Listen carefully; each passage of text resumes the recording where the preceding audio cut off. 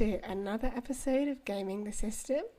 You'll find me, Alex, we've got Jem, and we've Hi. got Matt.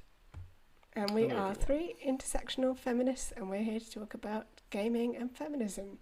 And this episode is one of a trend that we've kind of started doing, looking at gaming news for the month, as it were. So this month, there's been a lot of gaming news, as there always is, and most of it probably, if you're in the same news sites as I am, is probably not the most positive of news lately. One of the biggest stories I think that's come out of recent news at the end of February is one about yet more layoffs within the gaming industry for gaming developers. And the story is that Sony has had to lay off 900 workers in its PlayStation division. This was, I'm reading an article from The Guardian published on the 27th of February for anyone that might want to go and read it in more detail.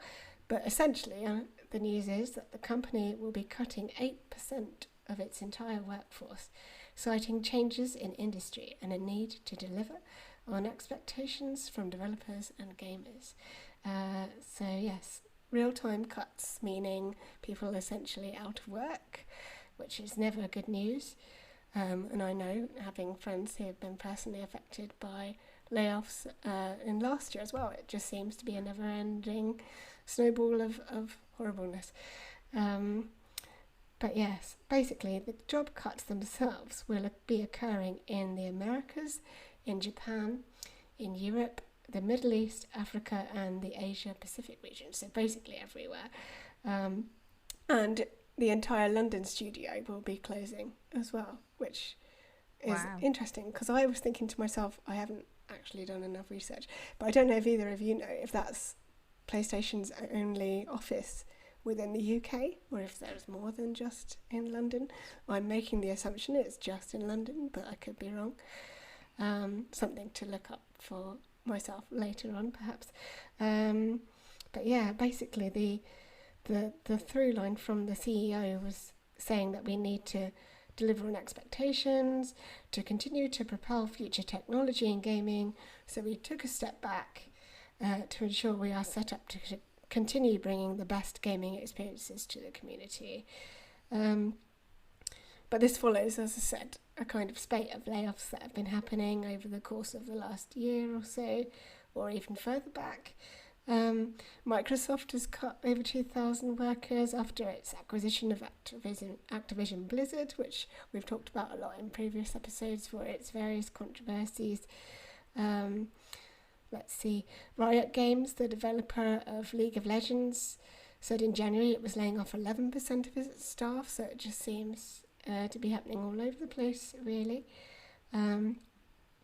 Yeah, not the best, and I wonder if it's just the ongoing impact of the pandemic or whether the gaming landscape and the demands of gamers are changing, or I don't know what your immediate thoughts I think are. it's really interesting, isn't it? It I is. think it's. I think that we're seeing a knock on now of all of those things. I think, and what fascinates me about it is that the um, gaming industry did so well during the pandemic, and so you would think that that they would be, hiring, but I'm wondering if, AI might have a thing about this. And I think also, the costs of everything has gone up. I'm sure everyone who's listening to this has seen that, just in their food budgets, and just your day-to-day living costs have massively increased, and businesses aren't in any way immune to those increases. So obviously that means that, there's going to be an element of looking at ways to cut those costs, or to balance those costs out. And so I'm wondering if that's what's going on here, that it's about businesses. It's just business. It's not that the industry is necessarily changing, it's that the the world is changing. The financial world is changing. and so in order to continue making ridiculous profits, they've got to get rid of more people. Um, but yeah, I do wonder, with it being so close to all of this, the new implementation of AI, and what it can actually do, if that's enabling this level of cuts. But it'd be interesting to also to see, trying to look at it from a slightly more positive perspective.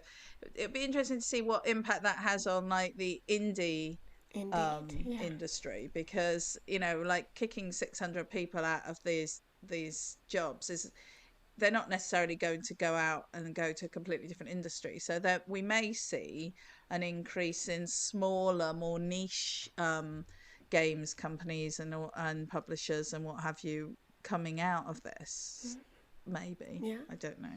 Probably not. Probably just My doom and gloom and misery.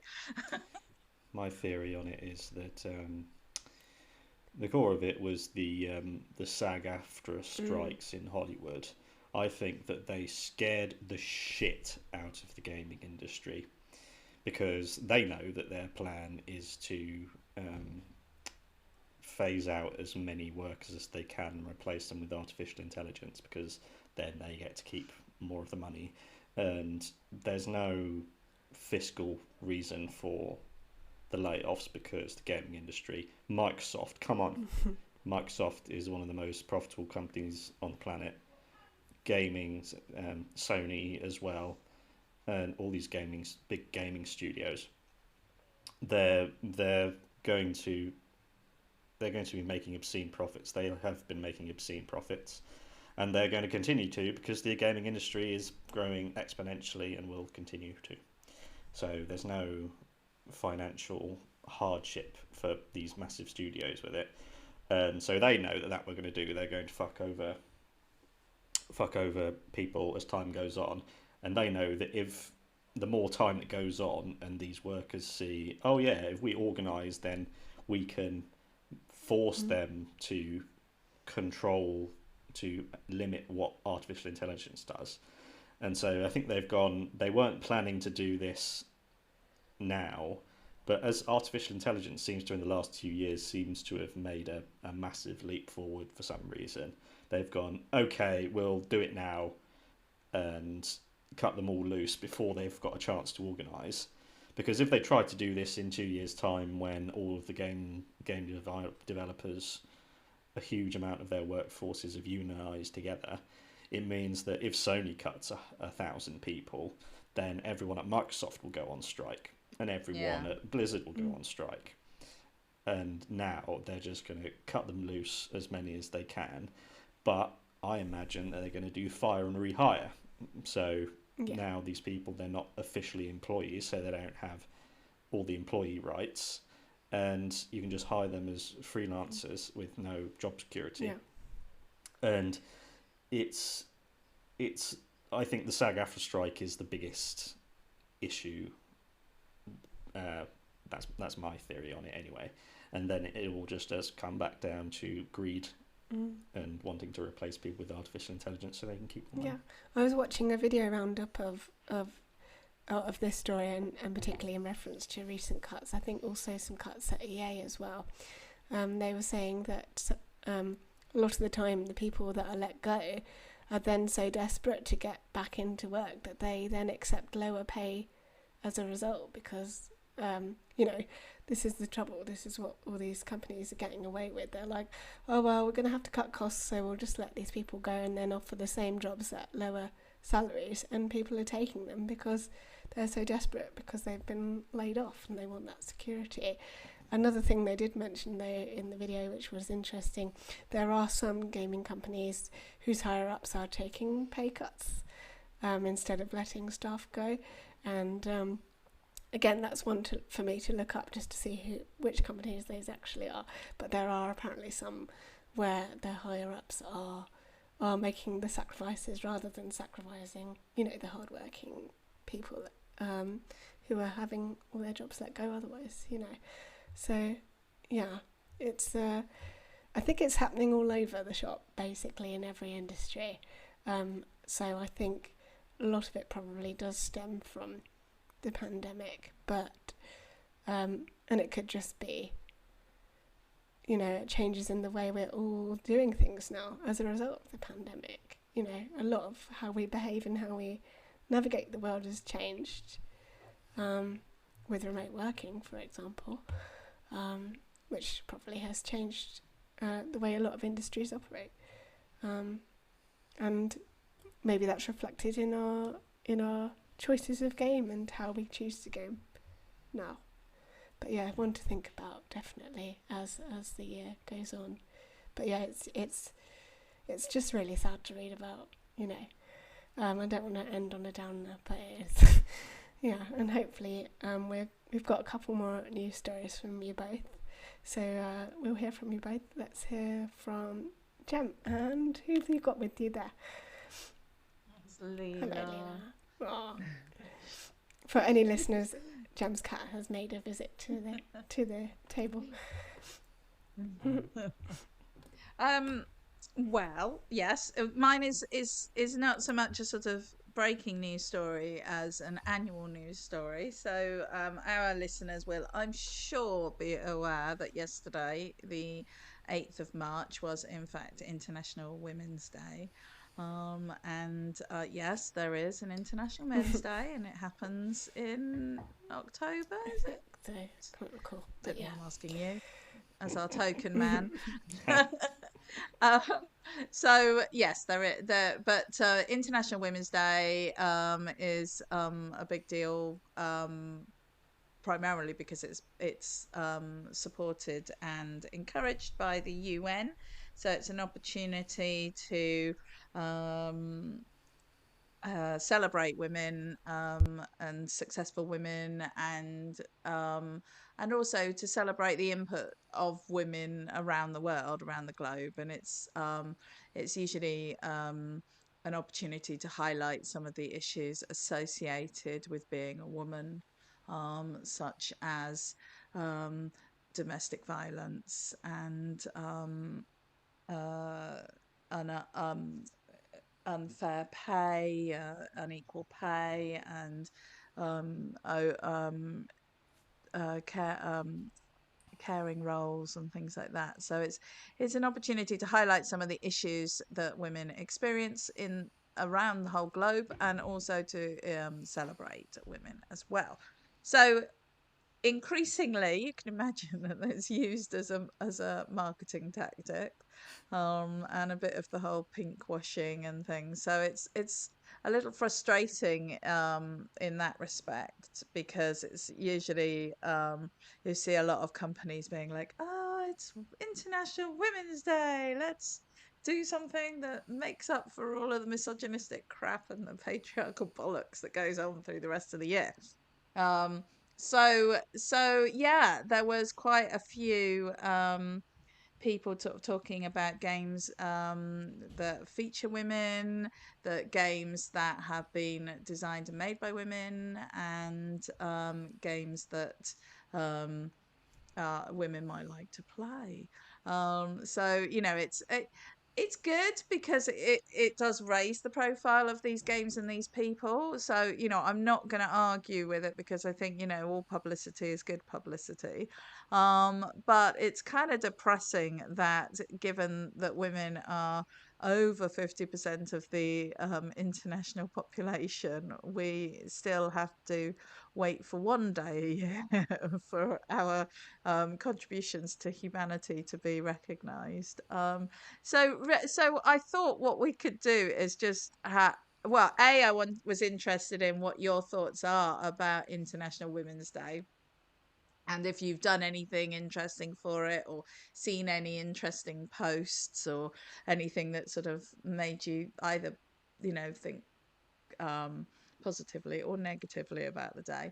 And then I thought we could maybe have a look at some of the suggested games and women of note in the games industry that some of the news articles included. So yeah. I think the biggest thing for me is the world of sport at the minute, because in particular football is a a global powerhouse now, and that's a systemic change in the world. It's not one-off things like, oh, we've got a voucher for Claire's for women and girls. It's going right. The power structure around football has permanently shifted now, where it should have shifted 50 years ago when there was a women's football match which was the best-selling football match in history, and the Football Association, a group of men, decided, it's what the word was. It's one of those words. It's unsuitable, inappropriate for women to play football, and that was the system, the patriarchy, crushing the lives of women for 50 years. And it's taken 50 years for these women to grind their way recovering from that systemic blow. And so that is a systemic, huge victory for it to be the way it is now. And that's the kind of change that gives me the most relief and comfort, because it's not a one-off thing. It's here to stay, and that feels really good.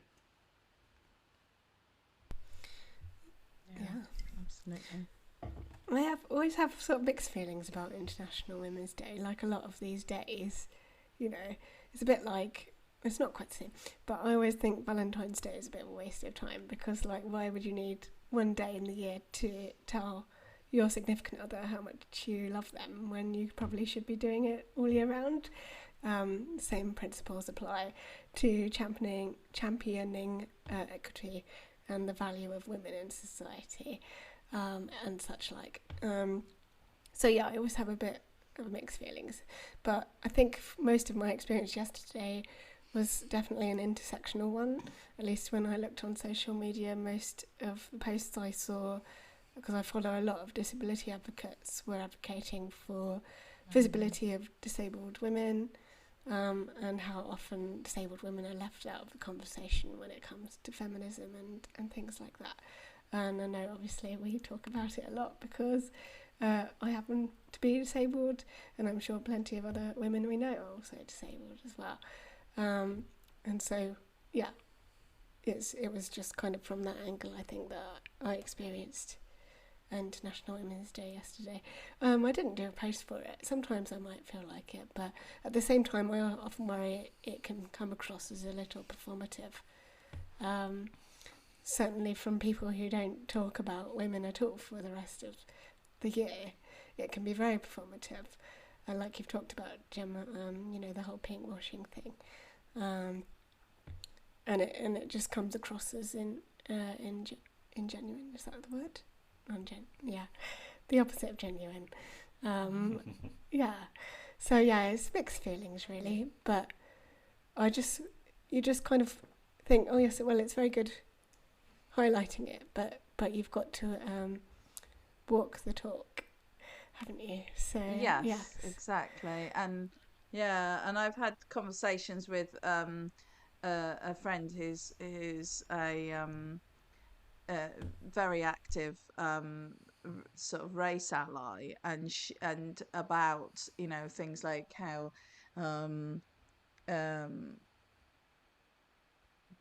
that you have these months and these days for various things, but it doesn't mean anything if it's not translated into meaningful, lasting change. It's just celebrating women on one day doesn't make up for the fact that there is so much other appalling stuff going on throughout the rest of the year. And I think that it's a shame, because in some ways these days can actually kind of let people off the hook. They sort of feel like because they've done that thing on that day or in that month, that like Black History Month is a lot of organizations will do a lot of sort of promotion around people of color during that time, but then the rest of the year they're not doing anything, and the rest of the year they're not supporting those groups. And I think you know, that this is one of the issues. And I think it's great that the UN do this International Women's Day, and I think it's great that they promote things like this year, as you said, it's inclusion, and that's been a really important theme for them. And I know that a lot of their projects do go on throughout the year, but yeah, companies just jumping on the bandwagon to talk about female games characters or women's football or whatever, just as a way to, it is just performative, and I'm much less engaged with it now than I used to be because of that, because I feel it's a little bit empty.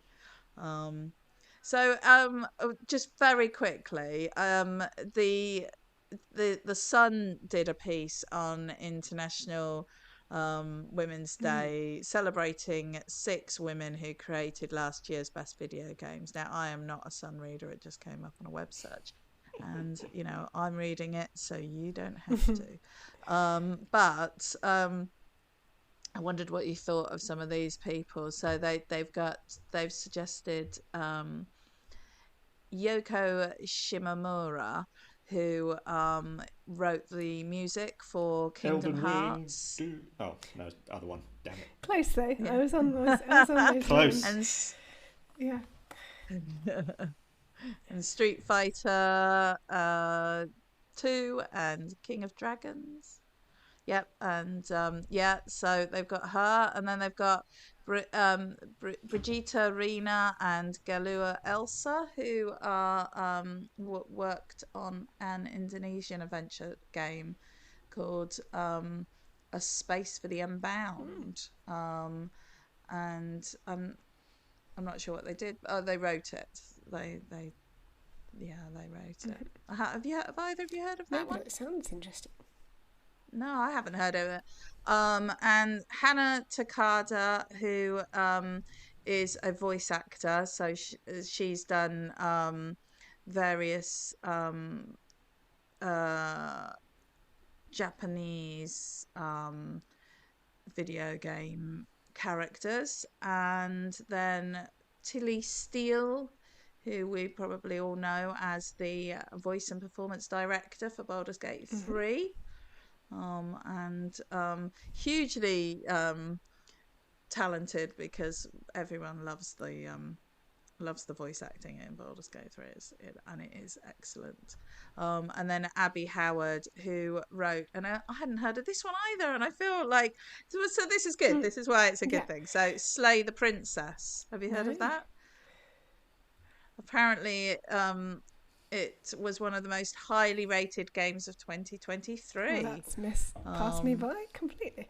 Yeah. I want to check out. Yeah, so yeah, there's some stuff to look into there. And I'm just going to say one other game that came up was which I actually sent to a friend of mine who is a fencing instructor, and has a fencing group called for Feminist Fencing. Nice.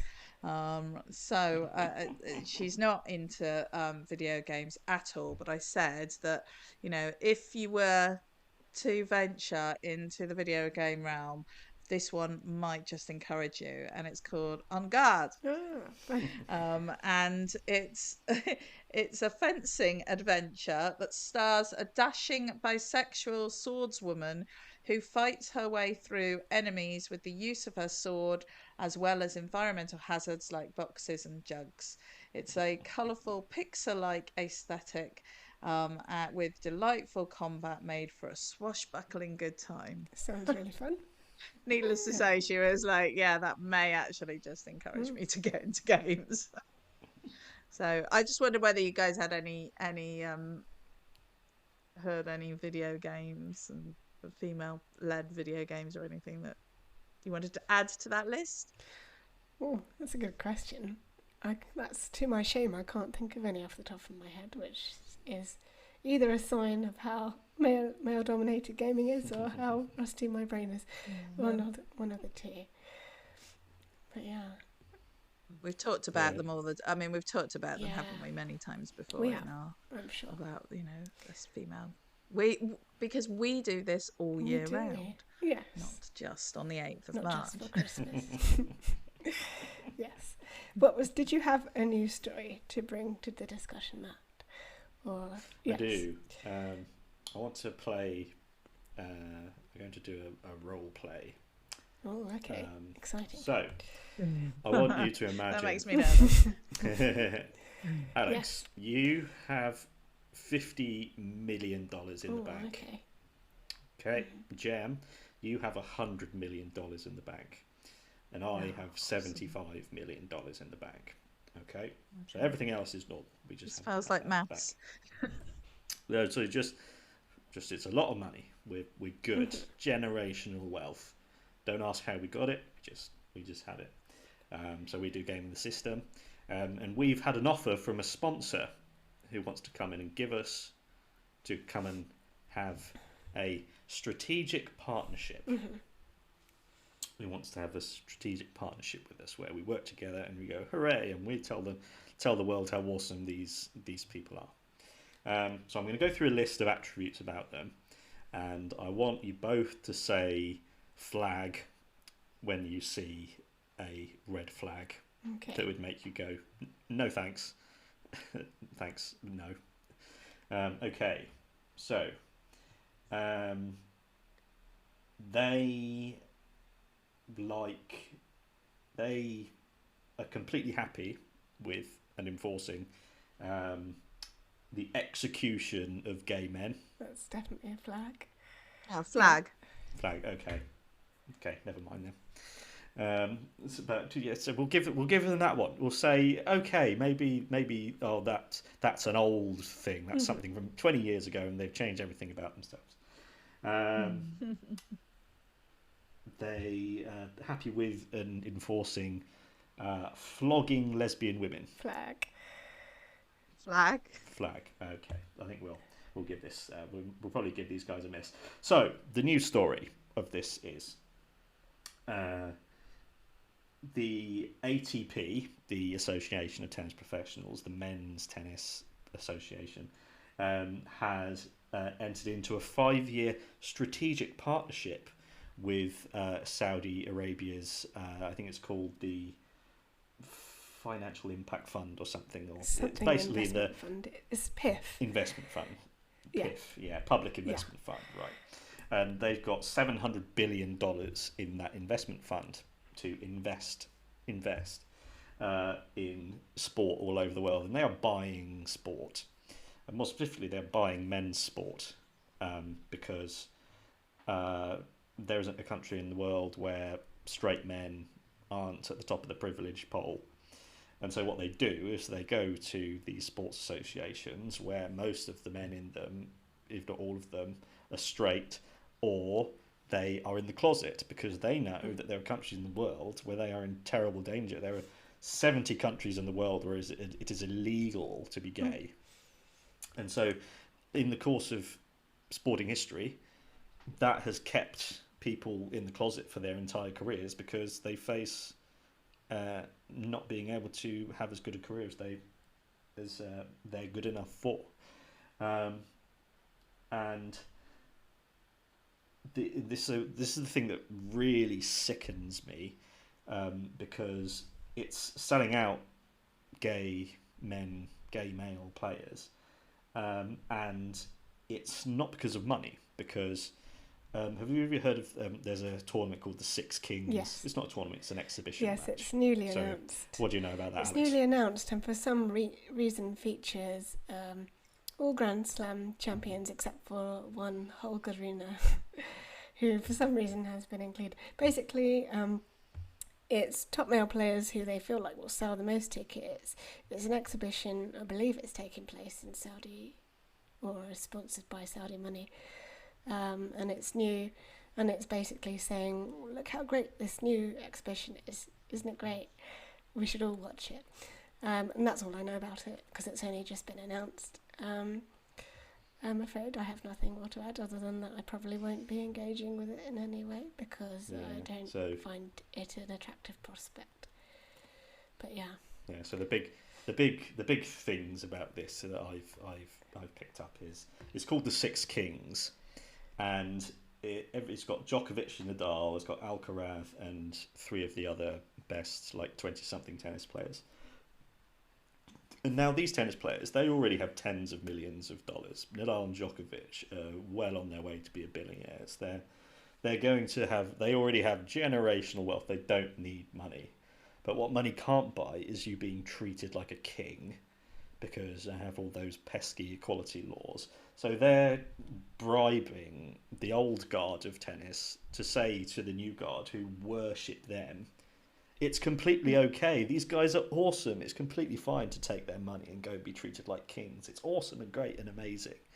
So Djokovic and Nadal are completely selling out the next generation of players, and the Saudis get to host the end of year finals for the under 19s for the next 5 years. So they are going to treat these young men like kings, and it's going to be an entire other generation of men who, if they are gay, are going to have to stay in the closet. So, yeah. Yeah, it's not the best time for tennis right now. Sports washing is happening. It's already happened to golf. It's already happened to Formula One, and it's happening to tennis big time now. And it's not comfortable. And I wish it wasn't happening, but it is. And I think tennis was always a hostile environment for gay men. I certainly don't know of any active gay male tennis players, and I don't know of any previously active gay male tennis players. I know of gay female tennis players who've come out either on tour or after they've retired, but certainly not on the men's side, unless I've missed some obvious news. But I certainly don't feel like it can be a safe environment for male tennis players, and now all these partnerships with Saudi are just going to make things even more hostile for them. And it's something that I've been listening to on the regular basis. The tennis podcasts who I listen to talk about it an awful lot. One of their presenters, hosts, Matt, had an interview with Billie Jean King about tennis moving into Saudi Arabia and what she thought on it.